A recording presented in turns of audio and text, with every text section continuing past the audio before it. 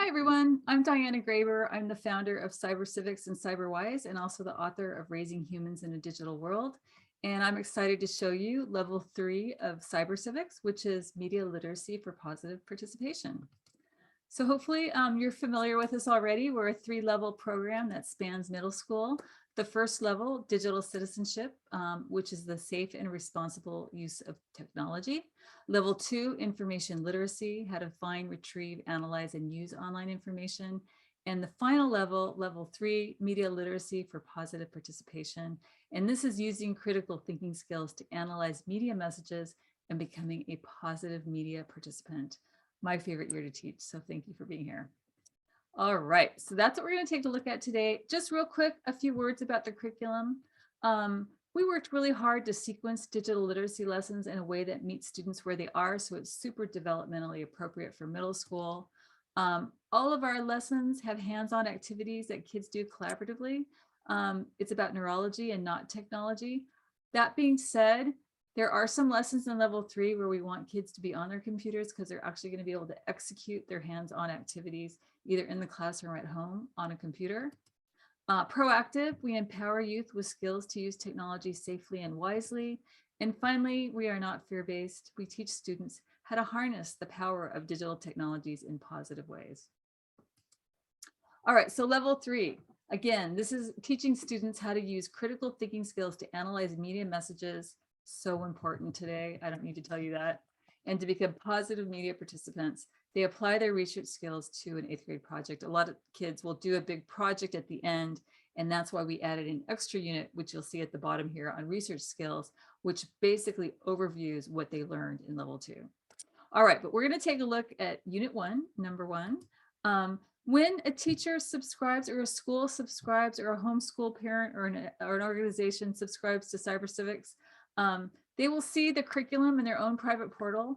And within the curriculum, you'll see here, every unit is in its own little section, and it starts with the teacher guide. So if you're going to be delivering this lesson, there's a very short guide that will prepare you. It's never more than 2 pages long. It just has some resources that you can go to if you want more info on the topic. You don't really need it.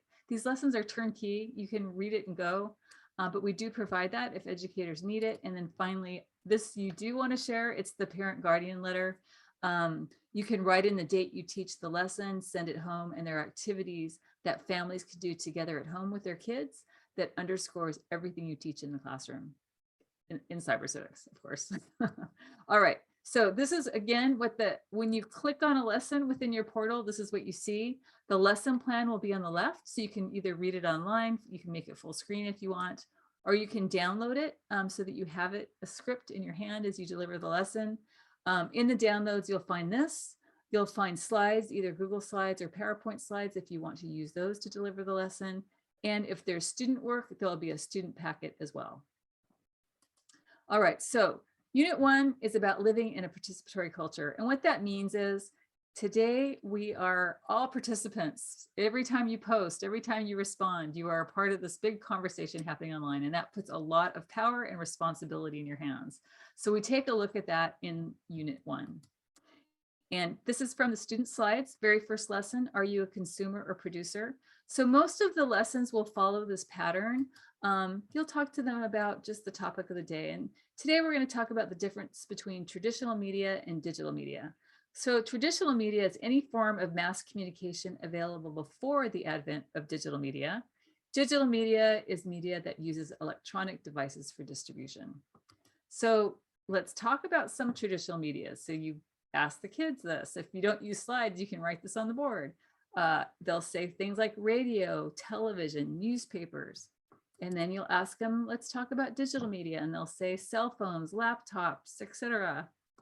And we want to get them to start thinking about what are the main differences between traditional media and digital media. And there's a lot of differences, but the big thing you want to guide them to is that traditional media was largely a one-way activity and digital media is considered two-way because we're part of the conversation. In the old days, unless you owned a newspaper, you couldn't put a news article out. Today, anybody can write anything anywhere. And while that puts a lot of power in your hands, it also puts a lot of responsibility in your hands. So like level 2, we want to take a look at how kids use their time online. So this is a little video. It's embedded in the slides for this first lesson. If you do not use the slides, we always provide the URL in the notes for the teacher so that they can have kids watch this at home if you don't have a connection in the classroom. So I'm just going to play a little bit of this first video to give you a sense of what they're like.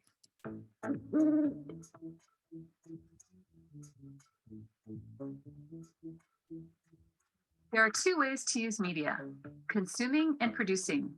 Which do you do? We all use technology to scroll through our feeds, watch videos. Luke's gonna do weekend too. Play games.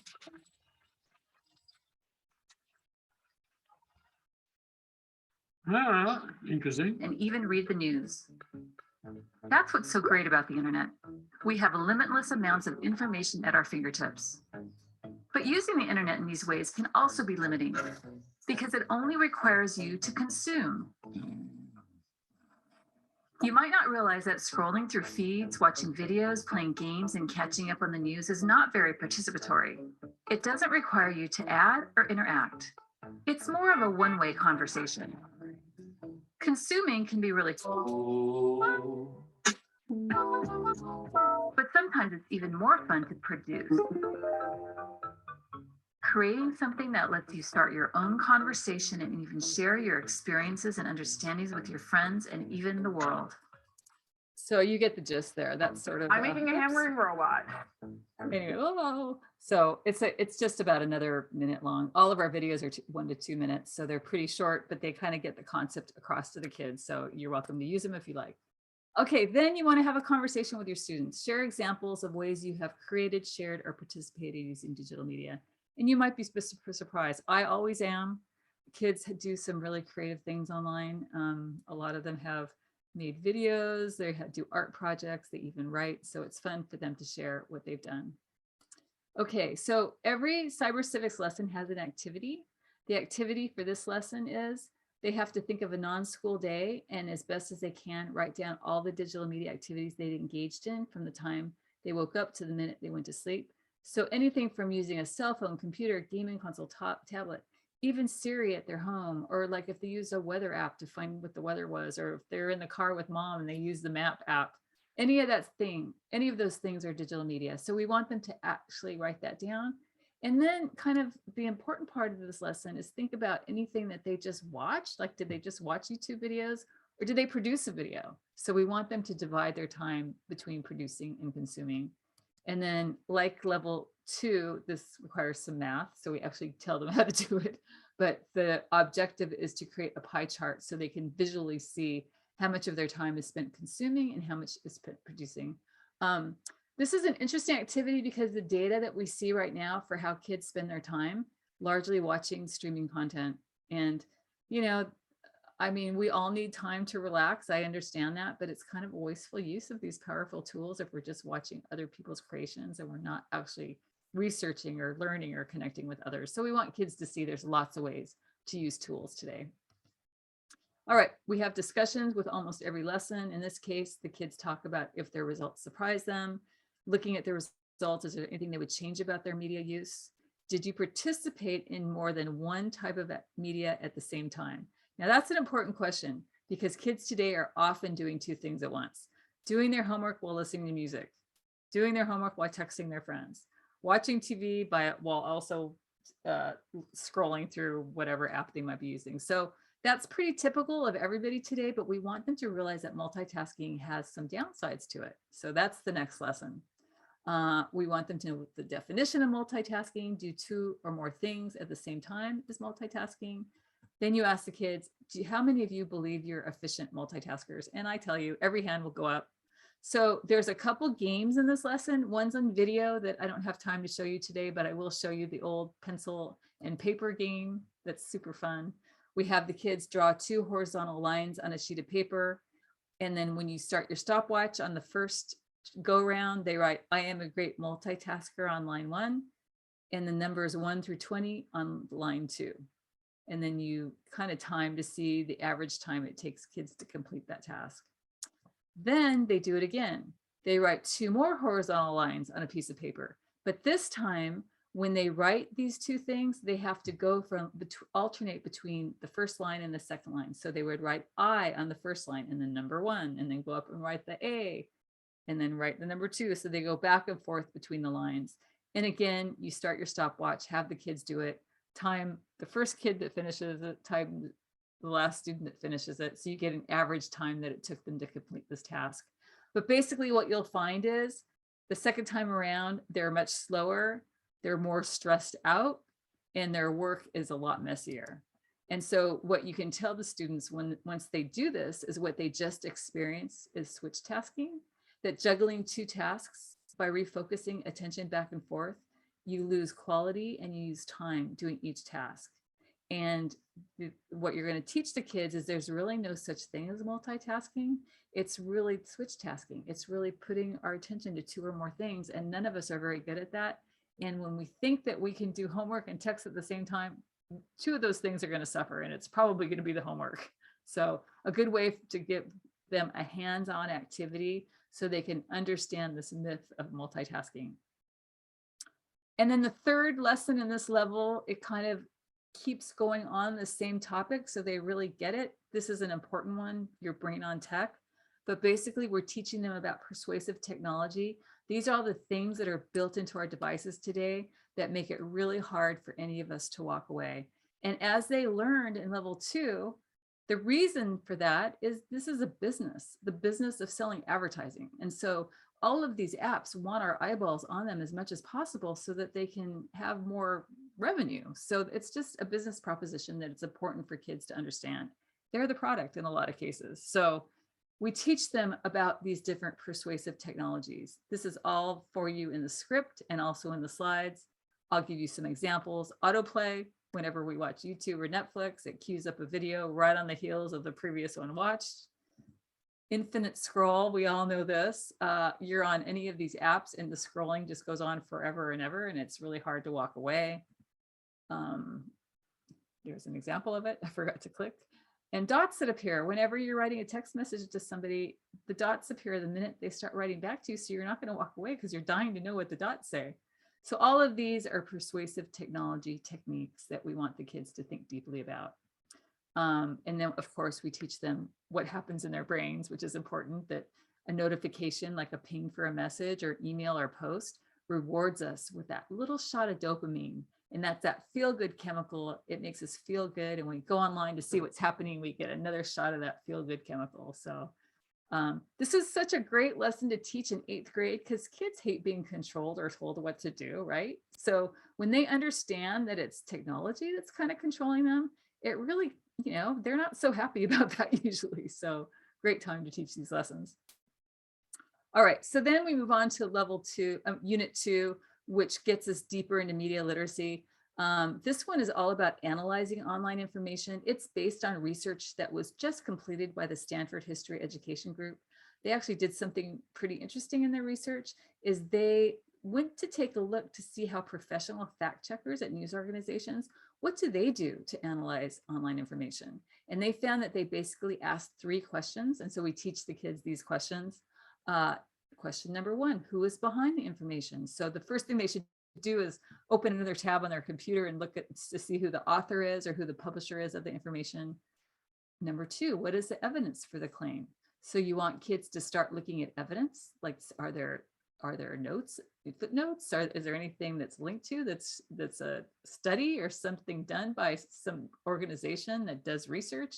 And then finally, question 3, what do other sources say about the author, organization, and the claims? And this is a really good one because you might read an article and think, wow, that sounds like I could believe that. But then when you start researching to see what other reputable organizations say about the author or the organization that put out those claims, you may discover that they're not so reputable. So 3 really essential questions that they will use throughout the school year to look at online information. In this unit, they practice this. We give them an article that's been shared widely online. And so they have to apply the 3 questions to it to see if it's a reputable article. And then we do the same thing with websites. We've collected a bunch of websites for them to look at. We have printouts of them in the curriculum, but also we've provided the URL if kids want to actually look at the websites online in order to apply those 3 questions. That works nicely into the next unit, which is misinformation. As you know, this is really hot topic today. There is a lot of misinformation online, but you know what? This is not new. And that's what the first lesson is about. Like, there has been misinformation, propaganda, all that stuff has existed since we started communicating as humans.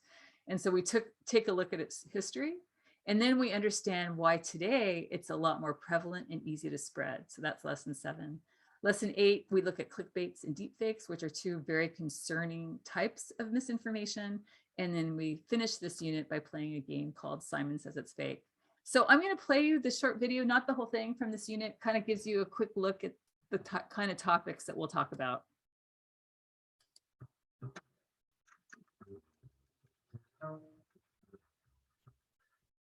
You've probably heard this term. Fake news, fake news, Fake news. fake news, fake news, fake news. But what exactly is fake news? And more importantly, why should you care about it? Let's start by looking at its history. Well, wait, that wasn't a shadow. It's something moving. What? It's standing on legs. Those strange beings who landed in the Jersey farmlands tonight are the vanguard of an invading army from the planet Mars. While fake news is nothing new, the internet has made it easier than ever for fake news to spread and even happen in the first place. Here's why. Before the internet, most people got their news from the paper, radio, or television. Because there were fewer sources providing news, it was in the best interest of each to be as reputable as possible. But with the internet, news moved online. Suddenly, anyone could post information on places like Facebook and Twitter. With so much information coming at us from all angles, it's easy to get duped, especially when articles are made to look like verified news sources. So I'm going to go ahead and move ahead because that's a little longer of a video, but it gives you kind of an overview of what the kids will learn. This is one of the lessons in this unit, clickbait and deepfakes, 2 really concerning ways that we get duped online. You saw, oh, I guess I didn't show you, but in the video, it shows you an example of a deepfake. And clickbait, I think we're more familiar with. It's these catchy headlines that make us want to click on them. So we tell kids about that. Even reputable news sites sometimes use clickbait simply to get more viewers. Readers often take the bait of a catchy headline, and the site is rewarded with a page view, which in many cases results in more income for that site.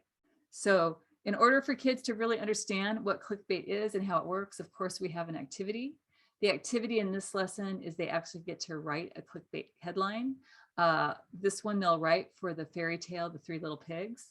So that you can do this individually in pairs. I like to do it in pairs because they have fun that way. But they write a clickbait headline that will make everyone want to read this fairy tale. Here's an example. Building with straw sticks leads to shocking death.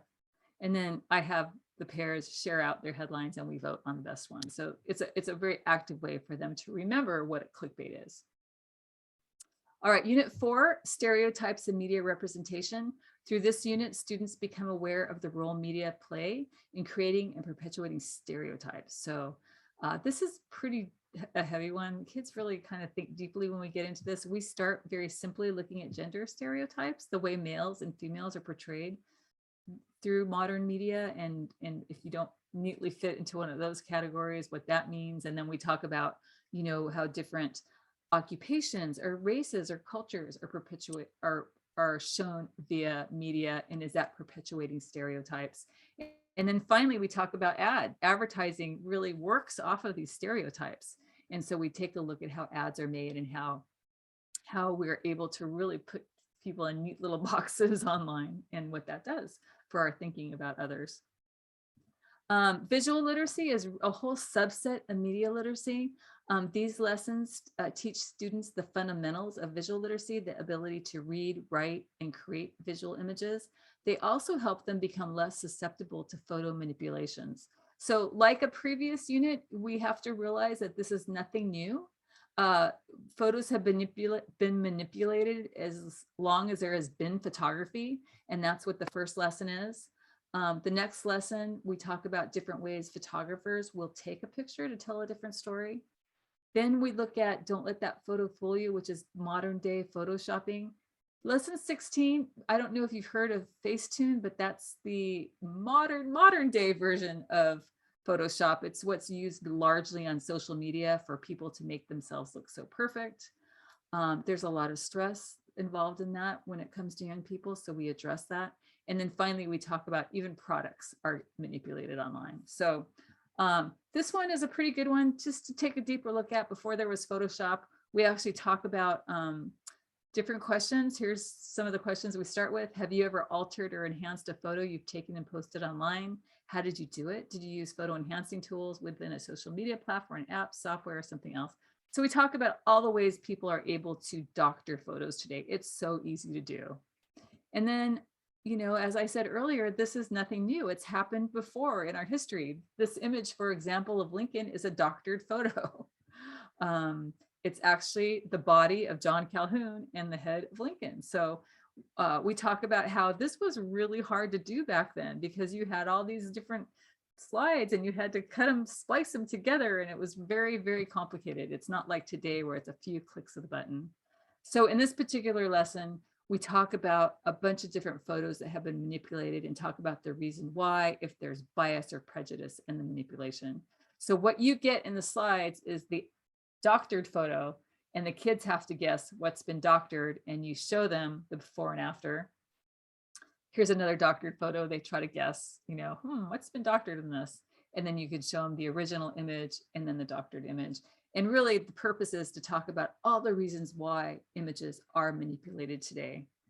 And that's really what we get into in the next lesson. There's a lot of reasons people manipulate photos: to project a popular or idealized version of beauty or perfection, to change a part of the photo, for political purposes, to make it funny, to shock, or it might just be a Photoshop fail. So this is the one I'm going to show you today because the kids, you know, they see so many perfect images of people online and it creates a lot of stress, especially for females. And so for them to understand that so much of what they see is not the real thing. And so we have a lot of deep discussions about that in the classroom. All right, sexting comes next, and it's intentionally put in this place in our curriculum because when you have that discussion about online visual imagery, what will come up is the fact that today on these apps that kids are seeing, there's so much sexualized imagery. It's crazy. So that seems to be okay because it's so commonplace. But yet, if kids were to exchange the same kind of images between one another, that would be considered sexting, which is extremely serious. Sexting is the sending or receiving of sexually suggestive nude or semi-nude images, videos, or messages. It's a serious digital age issue, and in many states, individuals who possess, distribute, possess, or produce sexually explicit images of a minor could be charged under their state's child pornography statutes. So, gosh, of all the things we teach, this is probably the most critical for them to understand before they go into high school because the ramifications of getting caught doing this are so horrible. So within the lessons, we actually have kids read scenarios and talk about what they would do should this happen. We encourage them to look at the laws in their state. We have what I think is one of our best videos, and I'll again just play a little bit of it for you.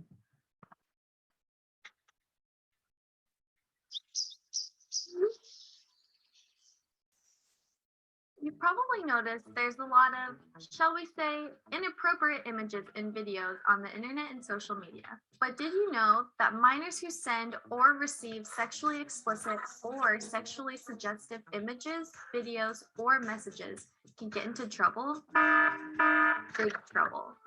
Depending on how inappropriate the content is, in plain language, this means nude or almost nude. Sexting could lead to serious legal consequences for both the sender and the receiver. How serious? Under federal law, sexting by a minor could fall under child pornography laws, which could mean felony or sex offender registry serious. Here's why. If you are a teen, you may not be thinking of yourself as a child, but anyone in the US who is under the age of consent is legally considered one. Which means if you create sexually explicit images, these images could be categorized as child pornography. So I'm not going to play the whole thing right now, but that is within the curriculum in the sexting unit in the slides, and it's also on YouTube if you would prefer the kids to watch it at home with their family. All right, the final unit is digital leadership, and this is kind of the culmination of our 3 years of cyber civics. We really want kids to discover how to use technology positively and productively, to learn, to inspire, to be inspired, to make and share useful, truthful, and uplifting content in ethical ways, and to show others by example how to do the same. That's what digital leadership is. That's our goal here. So in this unit, we've got a lesson called The Power of Social Media that shows examples of how other young people have used social media for their causes or to advance things that they care about. Lesson 21 is a really great lesson about different ways to participate. Lesson 22, we take a look at emerging technologies and who's building the ethical thinking in them. And then lesson 23 is a lovely lesson that one of our teachers designed for us about making technology accessible to all, even people that might have certain disabilities. And then we take a look at the end to see if they're still a consumer or producer. So the last thing I'm going to show you is this lesson, Emerging Technologies and Ethical Thinking. I'm going to show you the activity here. If you were here with me in person, we would do it, but we don't have time and you're not here. So we have the kids gather in small groups. Every group reads an ethical dilemma. They work together as a group of tech ethicists, which is a real occupation, by the way. And each group reports their decision and reasoning behind it to the class, and then we discuss. So the scenario here is you're imagining you're an adult and you're driving in your family SUV, your 2 children and the dog are in the back seat. Suddenly a deer jumps out in front of your car. You could jump the curb and hope you don't hurt your passengers or to the 2 people walking their dog on the sidewalk. Number 2, hit the deer, knowing that doing so would probably injure or maybe even kill you, not to mention the deer, your passengers, and anyone in the cars behind you who swerve to avoid the accident. Number 3, cross into oncoming traffic and take the chance you can outmaneuver all the cars ahead of you. One more thing, you aren't driving. You are designing an autonomous SUV or self-driving car, which means that you need to program the car to make the decision. What would you do? So this is really an ethical scenario when we want the kids to really grapple with this within their groups and talk about it, etc., and come up with a conclusion, which is really tough. There's no good answers here, but it does show an example of artificial intelligence or AI in action and the difficult decisions designers and technologists often have to make. So this is the kind of thinking that's going to be happening in our future. We have lots of new technologies coming, but it still requires a person to think through the consequences of these new things that are coming, which, you know, didn't really happen a lot with some of our earlier technologies, but we hope that this current crop of kids that are growing up will consider these big questions before they put new technologies out there. All right, so as I mentioned, there's this extra unit on research skills that we suggest be done in conjunction with a research project. We take a look at advanced research or advanced search things that are available to use, how to be a better researcher with your search, how to cite right, that's a big one. Citing online sources is kind of a trick, and so we teach kids how to do that. And finally, we review copyright, fair use, and public domain. All right, so just as a wrap up here, if you've watched all 3 of these, thank you. There's a lot in our curriculum, and you know, every time I take teachers through this in person, and I always end by saying, okay, what would you take out? And it's like, all of this is important and it all fits together like a puzzle. So what I would say to you is kids really need time to make sense of this complex digital world. And, you know, parents, their #1 worry today is the time kids are spending online. But all of these lessons call on kids to think deeply about technology use and the time they put into it. So that's why we really encourage you to start with level 1 and go all the way through level 3, because they do piece together like a puzzle.